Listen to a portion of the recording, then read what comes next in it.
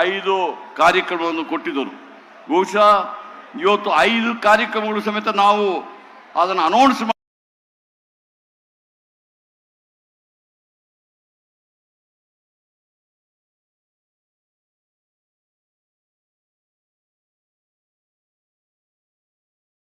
ಮಾಡಿದಾಗ ಈ ಬಿಜೆಪಿಯವರು ಮತ್ತು JDS ಅವರು ಇದು ಮಾಡಲಿಕ್ಕೆ ಆಗೋದಿಲ್ಲ, ಇದು ಚುನಾವಣಾ ಗಿಮಿಕ್ ಎಂದು ಹೇಳಿದರು. ಆದರೆ ನಮ್ಮ ಮುಖ್ಯಮಂತ್ರಿ ಸಿದ್ದರಾಮಯ್ಯಜಿಯವರು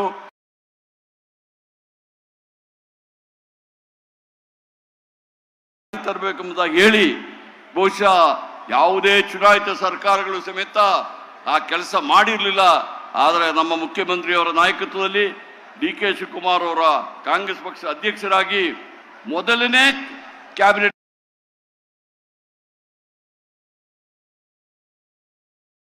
5 ಕಾರ್ಯಕ್ರಮಗಳನ್ನು ಜಾರಿ ಕೊಡುವಂತ ಕೆಲಸಗಳು ಮಾಡಿದ್ವಿ.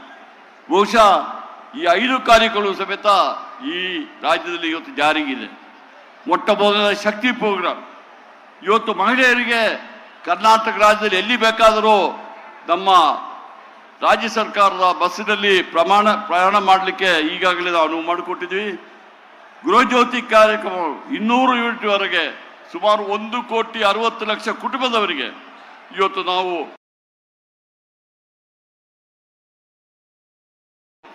ಸೌಜನ್ಯವಾಗಿ 0 ಬಿಲ್ಗಳನ್ನು ಕೊಟ್ಟು ಇವತ್ತು ವಿದ್ಯುತ್ ಕೊಡ್ತಾ ಇದ್ದೀವಿ. ಇವತ್ತು ಗೃಹಲಕ್ಷ್ಮಿ ಕಾರ್ಯಕ್ರಮ 2,000 ರೂಪಾಯಿ ಕೊಡುವಂತ ಕಾರ್ಯಕ್ರಮ ಸಮೇತ ಈಗ ಜಾರಿ ಕೊಡ್ತಾ ಇದೀವಿ. ಬಹುಶಃ ಇವತ್ತೆಲ್ಲ ಕಾರ್ಯಕ್ರಮಗಳು ಆಗ್ತಾ ಇದೆ. ಇವತ್ತು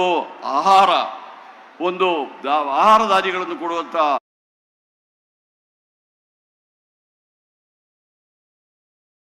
ಒಂದು ಕಾರ್ಯಕ್ರಮ ಸಮೇತ ಜಾರಿ ಕೊಟ್ಟಿದ್ದೀವಿ.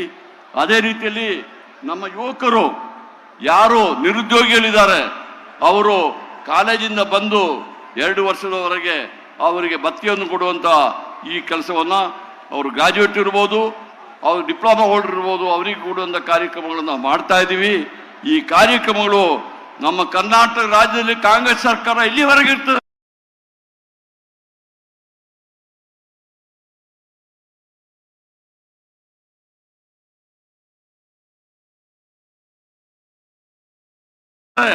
ಅಲ್ಲಿಯವರೆಗೆ ಈ ಕಾರ್ಯಕ್ರಮ ಅದು 55,000 ಅಲ್ಲ 60,000 ಕೋಟಿ ಖರ್ಚಾದರೂ ಪರವಾಗಿಲ್ಲ, ಜನರಿಗೋಸ್ಕರ ಈ ಕಾರ್ಯಕ್ರಮ ಮಾಡ್ತೀವಿ ಎಂಬ ಈ ಭರವಸೆಯನ್ನು ನಮ್ಮ ಕಾಂಗ್ರೆಸ್ ಪಕ್ಷ, ನಮ್ಮ AICC ಅವರು ಮತ್ತು KPCC ಅವರು ಕೊಟ್ಟಿದ್ದಾರೆ ಎಂಬ ಮಾತನ್ನು ಈ ಸಂದರ್ಭದಲ್ಲಿ ವಿರೋಧ ಪಕ್ಷದವರಿಗೆ ಹೇಳಲಿಕ್ಕೆ ಇಚ್ಛೆ ಪಡ್ತಾ ಇದ್ದೀನಿ. ಯಾವುದೇ ಕಾರಣಕ್ಕೂ ಸಮೇತ ಜನಹಿತವಾದ ಈ ಕಾರ್ಯಕ್ರಮಗಳು ನಿಲ್ಲುವುದಿಲ್ಲ ಎಂಬ ಮಾತನ್ನು ಹೇಳ್ತಾ ಇದ್ದೀನಿ. ಇವತ್ತು ಪಾದಯಾತ್ರೆ ಏನು ಬಿಜೆಪಿ JDS ಅವರು ತಿಳ್ಕೊಂಡ್ಬಿಟ್ರು, ನಾವು ಪಾದಯಾತ್ರೆ ಮಾಡಿದ್ರೆ ನಮ್ಮ ಪಾಪ ಎಲ್ಲ ಮೋಸ ಆಗ್ತದೆ ಅಂದ್ಬಿಟ್ಟು ಇವತ್ತು ನಡೀತಾ ಇದ್ದಾರೆ. ಬಹುಶಃ ಅವ್ರು ಮಾಡಿದ ಪಾಪಕ್ಕೆ ಬೆಂಗಳೂರಿಂದ ಮೈಸೂರು ತನಕ ನಡೆದ್ರೆ ಆಗೋದಿಲ್ಲ.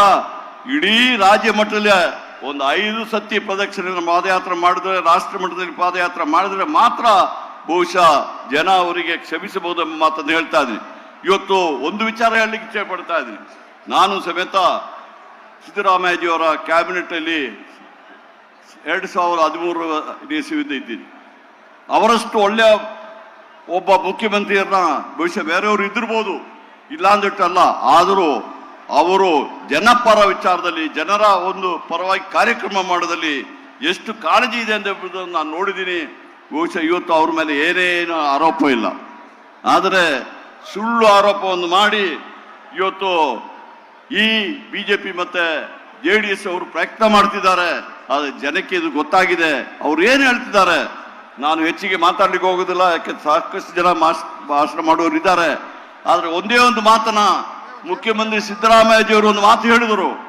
ಏನಂತ ಹೇಳಿದ್ರೆ, ನಾನು ಯಾವುದೇ ಇಲ್ಲಿಗಾಲಿಟಿ ಮಾಡಲಿಲ್ಲ, ನ್ಯಾಯವನ್ನು ಬಿಟ್ಟು ಯಾವುದೂ ಮಾಡಲಿಲ್ಲ ನಾನು ಎಂಬ ಮಾತನ್ನು ಹೇಳಿದ್ದಾರೆ. ಅದೇ ಸಂದರ್ಭದಲ್ಲಿ ವಿರೋಧ ಪಕ್ಷದವರಿಗೆ ಅವರು ಮಾತು ಹೇಳಿದರು, ಯಾವುದಾದ್ರು ಇಲ್ಲಿಗಾಲಿಟಿ ಇದ್ದರೆ ನೀವು ಎವಿಡೆನ್ಸ್ ಕೊಡಿ ಅಂತ ಹೇಳಿದ್ರು. ನಾನು ಸಮೇತ ನೋಡ್ತಾ ಇದ್ದೀನಿ ಏನು ಇವರು ಆಪಾದನೆ ಮಾಡ್ತಾರೆ ಅಂದ್ಬಿಟ್ಟು. ನಾನು ಸಮೇತ ಈ ರಾಜ್ಯದ HUD ಮಿನಿಸ್ಟ್ರು, ಎಲ್ಲ ಹೌಸಿಂಗ್ ಅರ್ಬನ್ ಡೆವಲಪ್ಮೆಂಟ್ಗೆ ಮಿನಿಸ್ಟರ್ ಆಗಿದೆ 1999. ಇವತ್ತು ನಾನು ಹೇಳ್ತಾ ಇದ್ದೀನಿ, ಅವರು ಯಾವುದೇ ರೀತಿಯಾಗಿ ಕಾನೂನು ಬಿಟ್ಟುಬಿಟ್ಟು ಯಾವುದಾಗಲ್ಲ. 1935 ಇಸ್ವಿಯಲ್ಲಿ ನಮ್ಮ ಶ್ರೀಲಿಂಗ ಎಂಬುವರಿಗೆ ಆಕ್ಷನ್ನಲ್ಲಿ ತಗೊಂಡಿದ್ದ ಲ್ಯಾಂಡು 3 ಎಕರೆ 16 ಗುಂಟೆ. ತದನಂತರ ಆ ಲ್ಯಾಂಡನ್ನ ನಮ್ಮ ಸರ್ಕಾರ, ಅಂದಿನ ಸರ್ಕಾರ ಅವತ್ತು ನೋಟಿಫೈ ಮಾಡ್ತಾರೆ. ಆಗ ಶ್ರೀಲಿಂಗ ಅವರ ಮಗ ದೇವರಾಜ್ ಅವರು ಅದನ್ನ ಕೈ ಬಿಡಬೇಕು ಎಂಬುದಾಗಿ ಅರ್ಜಿ ಕೊಡ್ತಾರೆ. ಅರ್ಜಿ ಕೊಟ್ಟ ಮೇಲೆ ಅದು ಹೈ ಲೆವೆಲ್ ಕಮಿಟಿ ಹೋಗಿ ಅವತ್ತಿನ ಕಮಿಟಿಯ ಚೇರ್ಮನ್ರು ಬಾಲಸುಬ್ರಹ್ಮಣ್ಯಂ ಇದ್ದರು. ಬಹುಶಃ ಅವರು ಒಳ್ಳೆ ಒಂದು ಆಫೀಸರು, ನನಗೆ ಗೊತ್ತಿರುವಂಗೆ.